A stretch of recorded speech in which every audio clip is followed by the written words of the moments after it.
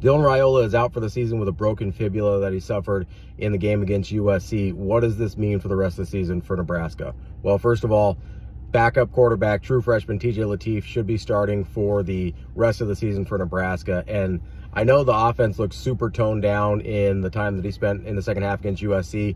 I expect them to be able to work a little bit more into a full-fledged offense with a whole week to prepare with TJ before UCLA. I also think the bye week coming right after that is really good news for Nebraska to give them even a little bit more time to get Lateef prepared. I do think the offense is going to look a little bit different moving forward. You're going to see a lot more RPO, maybe even some zone read, and I think they're going to try and take advantage of TJ Lateef's legs as much as possible. That's really the one thing that he brings to the table that's at a much higher level than what Dylan does. So look for TJ Lateef to run and use those legs to try and keep defenses a little bit more honest when you don't have the opportunity for him to break down a defense and get into the right play calls the way Dylan does. That's the thing that makes Dylan really advanced, is his ability, especially pre-snap, to identify a defense and get Nebraska into the right play. It's going to be a little bit less of that, or actually probably a lot less of that for Nebraska moving forward with TJ Lateef. It'll be really interesting to see how much the offense changes, because I do think there's some elements of Dana Holgerson's offense